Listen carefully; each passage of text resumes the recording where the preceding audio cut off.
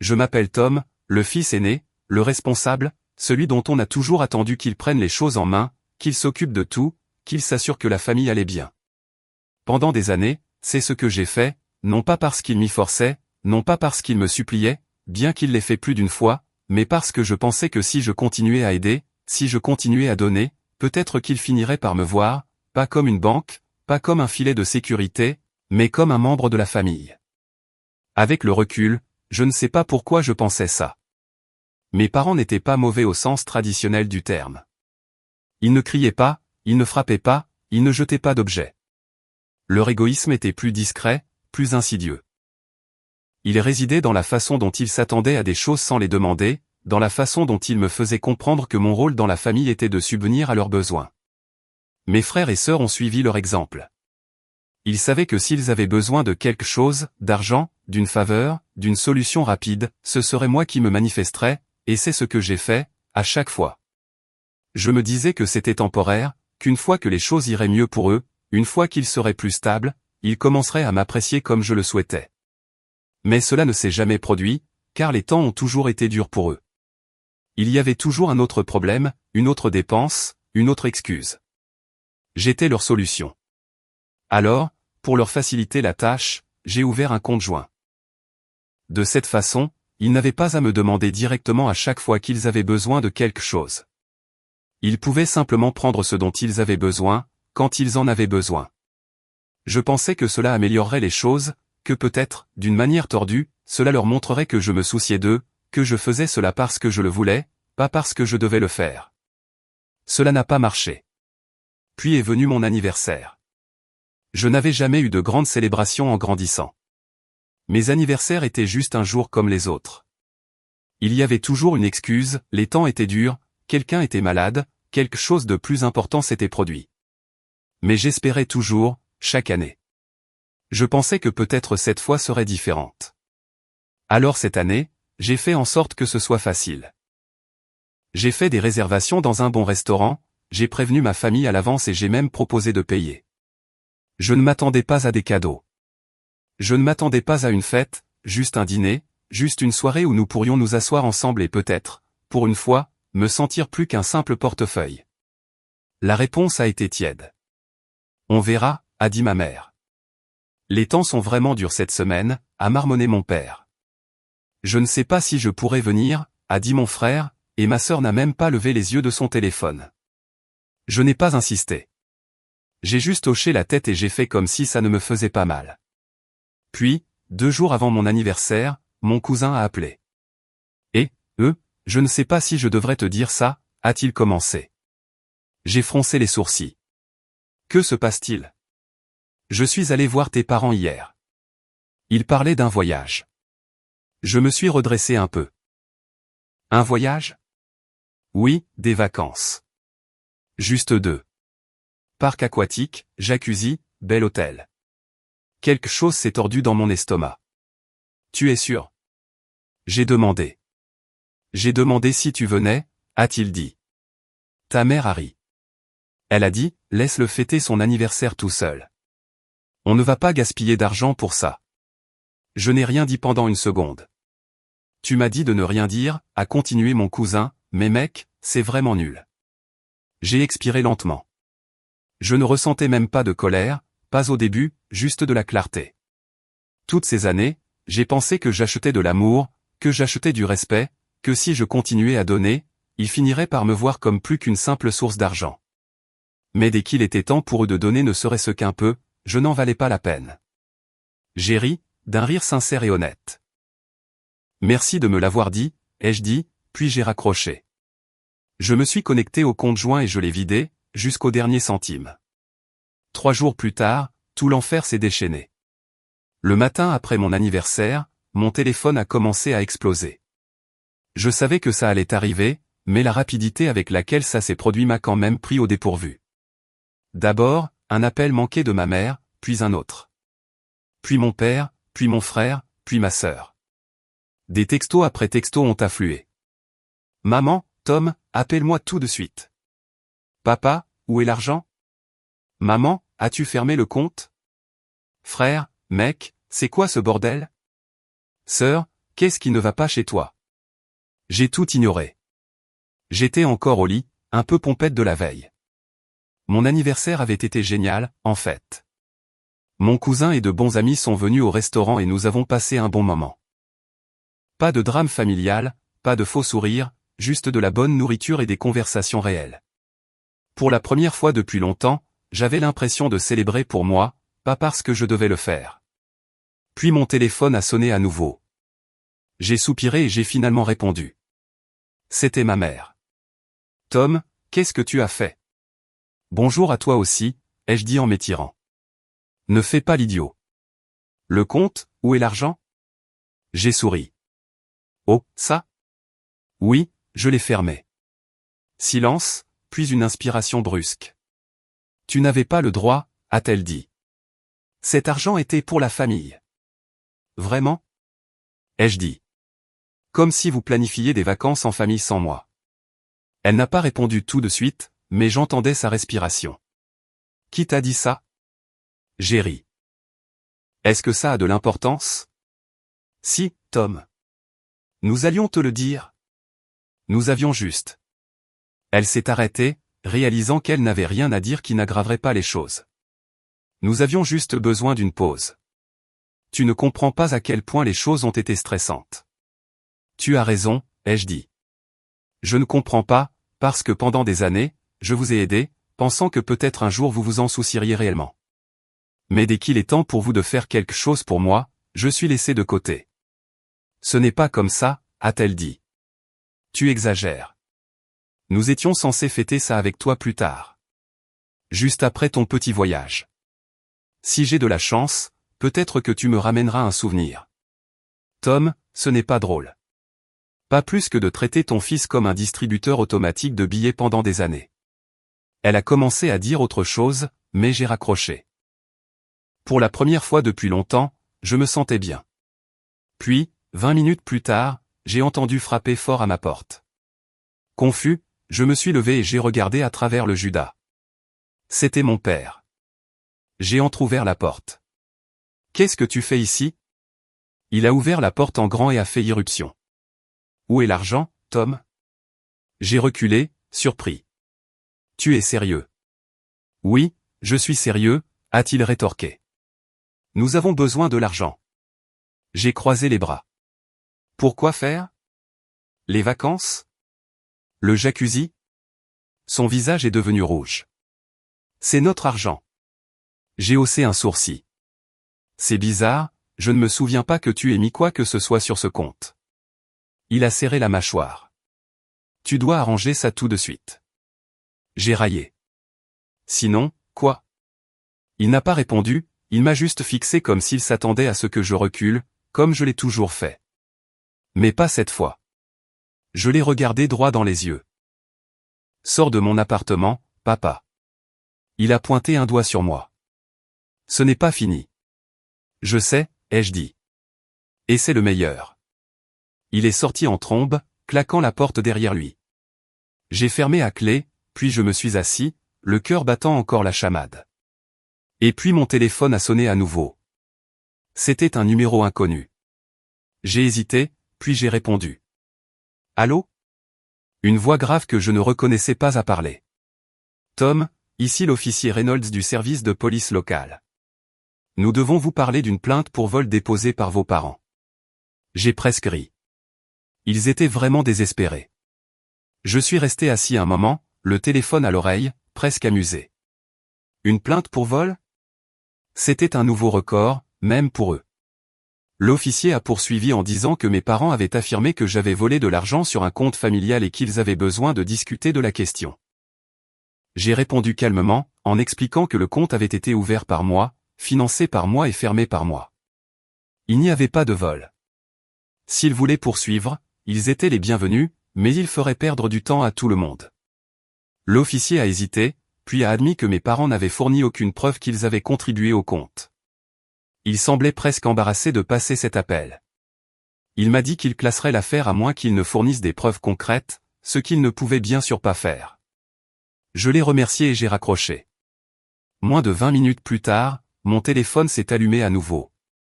Cette fois, c'était mon frère. J'ai laissé sonner. Puis ma sœur. Puis ma mère à nouveau. Je les ai tous ignorés. À midi, le ton des messages a changé. Au début, c'était de la colère. Ils m'ont accusé d'être égoïste, ingrat, cruel. Ma sœur a envoyé un long discours sur la façon dont je ruinais la famille. Mon frère m'a dit que j'étais dramatique à propos d'un voyage stupide. Mon père, sans surprise, n'a pas envoyé de texto. Il a juste continué à essayer d'appeler. Puis, quand ils ont réalisé que je ne répondais pas, le chantage affectif a commencé. Ma mère s'est soudainement mise à jouer la victime. Elle a dit qu'elle était dévastée de ne pas m'avoir élevé pour que je sois aussi impitoyable. Elle ne pouvait pas croire que je tournerais le dos à ma propre famille comme ça. Elle a fait croire que je leur avais fait du tort, que je n'étais pas celui qui payait leurs factures, que je n'étais pas celui sur lequel ils s'appuyaient toujours, comme si je n'avais pas passé des années à espérer une quelconque reconnaissance pour être jeté à la seconde où je n'étais plus pratique. Je n'ai pas répondu. Puis, juste au moment où je pensais qu'ils avaient finalement abandonné, mon cousin a appelé à nouveau. Cette fois, il avait l'air presque nerveux. Il m'a dit que mes parents n'étaient pas seulement en colère, ils étaient furieux. Ils appelaient des parents, inventant une histoire pour me faire passer pour le méchant. Ils ont dit à tout le monde que je leur avais volé de l'argent, que je les avais abandonnés quand ils avaient le plus besoin de moi. Et le pire? Une partie de la famille y a cru. Il m'a averti de m'attendre à d'autres appels, à d'autres messages. Et puis il a dit autre chose. Ils partent quand même en voyage. J'ai vraiment ri. Après tout ça, la dispute, le drame, l'appel de la police, ils avaient encore le culot de partir. Mais ça ne s'est pas arrêté là. Le lendemain, j'ai reçu un autre message, cette fois d'un numéro inconnu. C'était une capture d'écran, une confirmation d'hôtel à mon nom. Mes parents avaient utilisé ma carte de crédit pour réserver le voyage. J'ai regardé la capture d'écran, l'estomac noué. C'était mon nom, ma carte, mon argent. D'une manière ou d'une autre, ils y avaient eu accès. Pendant une seconde, j'ai essayé de comprendre comment. J'avais fermé le compte joint. J'avais pris toutes les précautions. Puis j'ai compris. Mes parents avaient encore une vieille carte de crédit à mon nom qui datait d'il y a des années. Je leur en avais donné une fois pour une urgence, et ils avaient dû en conserver les détails. J'ai immédiatement vérifié mon application bancaire. C'était bien là, des frais en attente pour l'hôtel, pas seulement une chambre, mais une suite. Ils n'avaient pas seulement réservé un voyage économique. Ils avaient mis le paquet, et ils l'avaient fait à mon nom. Ce n'était pas seulement égoïste. C'était de la fraude. J'ai immédiatement appelé ma banque et expliqué que les frais n'étaient pas autorisés. La représentante a été compréhensive et m'a assuré qu'il bloquerait la transaction et émettrait une nouvelle carte. J'ai demandé si elle pouvait me dire où les frais avaient été effectués. Il s'avère que ce n'était même pas dans un autre état. Ils allaient dans un complexe hôtelier haut de gamme à seulement quelques heures de là. Je suis resté assis pendant 1 minute, serrant mon téléphone, me demandant quelle serait ma prochaine action. Ils avaient dépassé les bornes. Ils ne se contentaient plus de m'utiliser pour de l'argent, ils me volaient, et ils pensaient que je n'allais rien faire. Alors je l'ai fait. J'ai appelé l'hôtel directement, j'ai expliqué la situation et j'ai envoyé la preuve que la carte était à moi et que les frais étaient frauduleux. La réceptionniste a été polie mais ferme. Il ne pouvait pas laisser quelqu'un séjourner dans une chambre avec une carte volée. La réservation a été immédiatement annulée. Puis je suis allé plus loin. J'ai appelé mon cousin. Tu veux faire un petit voyage? 1 heure plus tard, nous étions en route pour le complexe hôtelier. Je ne lui ai pas tout dit, juste assez pour qu'il sache que mes parents avaient essayé de me la faire à l'envers une fois de plus et que j'en avais fini de jouer à la gentille fille. Il a ri et a secoué la tête, mais a accepté de venir. Il avait toujours pensé qu'il me traitait comme un paillasson, mais même lui était choqué de voir jusqu'où ils étaient prêts à aller. Nous sommes arrivés à l'hôtel en fin d'après-midi. Je suis allé directement à la réception, gardant ma voix calme, et j'ai demandé si mes parents s'étaient déjà enregistrés. La femme à la réception a hésité, puis m'a dit qu'ils étaient arrivés il y a environ 1 heure seulement pour constater que leur réservation avait été annulée. Apparemment, ils avaient fait une scène, criant, se disputant, exigeant que l'hôtel rétablisse la réservation. Quand ça n'a pas marché, ils ont essayé de réserver une autre chambre sur place, mais leurs cartes ont été rejetées. J'ai ressenti une vague de satisfaction. Ils ne s'attendaient pas à ce que je me défende. J'ai demandé où ils étaient maintenant, et la réceptionniste a souri. Ils sont partis il y a environ une demi-heure. Ils avaient l'air plutôt contrariés. Je les remerciai et je me suis tourné vers mon cousin en souriant. Allons prendre une chambre. C'est ce que nous avons fait, dans le même hôtel, dans le même complexe hôtelier où mes parents avaient essayé de séjourner, sauf que cette fois, je payais réellement pour cela, avec mon propre argent, pour moi-même. Ce soir-là, nous étions assis près du jacuzzi, en sirotant des boissons et en admirant la vue. Je savais que la vraie tempête n'était pas terminée. Je savais que mes parents me poursuivraient plus fort que jamais, mais pour la première fois depuis des années, je n'avais pas peur. J'étais prêt. Le lendemain matin, je me suis réveillé avec un barrage d'appels manqués et de textos, comme prévu. Mes parents étaient complètement paniqués. « Maman, qu'est-ce que tu as fait ? Papa, tu es un sale gosse égoïste et ingrat. Répare ça tout de suite. Frère, mec, c'est sérieux. Sœur, tu es vraiment un trou du cul. » J'ai ri en parcourant les messages tout en sirotant mon café sur le balcon de l'hôtel. Mon cousin dormait encore, mais je pouvais déjà dire que la journée allait être amusante. Puis, juste au moment où j'allais mettre mon téléphone en silencieux, un nouveau message est apparu. « Maman, nous venons te voir. » J'ai haussé un sourcil. C'était inattendu. J'avais supposé qu'ils rentreraient chez eux pour bouder et se regrouper avant de tenter une autre attaque de manipulation, mais ils n'attendaient pas. Ils étaient en route ici. J'ai examiné mes options. Je pouvais partir plus tôt, éviter la confrontation et les laisser mijoter dans leur colère, ou je pouvais les affronter de front. J'ai choisi la seconde option. Environ 2 heures plus tard, je me prélassais au bord de la piscine quand je les ai vus. Ma mère, mon père et mes frères et sœurs se sont précipités sur moi comme une foule en colère. Les autres clients se sont tournés pour les regarder s'approcher, leur voix s'élevant avant même qu'ils ne m'atteignent. « C'est quoi ce bordel, Tom ?» a aboyé mon père. « Tu nous as laissés en plan. » J'ai baissé mes lunettes de soleil. « Laissés en plan ? Je suis sûr que vous êtes venus en voiture. »« Tu as annulé notre hôtel » a crié ma mère. « Nous n'avions nulle part où aller. » J'ai haussé les épaules. « Ce n'est pas mon problème. » Mon frère a secoué la tête avec incrédulité. « Tu ne vois vraiment pas à quel point c'est nul. » J'ai posé mon verre et me suis redressé. « Oh, je vois exactement à quel point c'est nul. Vous avez utilisé ma carte pour réserver un voyage pour vous sans me demander et vous vous attendiez à vous en sortir. Et quand ça n'a pas marché, vous m'avez blâmé. » Ma sœur a croisé les bras. « Nous pensions que tu serais raisonnable. » J'ai ri. « Raisonnable ? Tu veux dire comme vous avez été raisonnable à propos de mon anniversaire ? Ou la façon dont vous avez été raisonnable en me traitant comme un guichet automatique pendant des années ? » Le visage de mon père était rouge de colère. « Ce n'est pas comme ça qu'une famille se traite. » Je me suis levé, en ayant enfin fini de jouer le jeu. « Non, vous ne pouvez pas dire ça, parce que la famille, ce n'est pas utiliser les gens. Ce n'est pas prendre et ne se soucier de rien que quand l'argent cesse de couler. Vous avez eu de nombreuses occasions de me traiter comme un membre de la famille. Vous avez choisi de ne pas le faire. Pour la première fois, aucun d'entre eux n'avait rien à dire. » Le visage de ma mère était figé par le choc, comme si elle ne pouvait pas croire que je me défendais réellement. Puis mon père a marmonné quelque chose entre ses dents, et ils se sont tournés pour partir. Pas d'excuses, pas de reconnaissance, juste de la colère que j'ai enfin cessé de jouer leur jeu. Je les ai regardés s'éloigner, ressentant quelque chose que je n'avais pas ressenti depuis longtemps, la liberté. Alors que mes parents et mes frères et sœurs s'éloignaient en tempêtant, je suis resté où j'étais et je les ai regardés disparaître sur le parking. Je m'attendais à moitié à ce que ma mère se retourne pour une dernière tentative de chantage affectif, une dernière tentative de me manipuler pour que je répare les choses, mais elle ne l'a pas fait. Peut-être même qu'elle savait que ça ne marcherait pas cette fois. Mon cousin s'est assis à côté de moi et m'a tendu un autre verre. Il avait regardé tout ça à distance, me laissant gérer ça tout seul.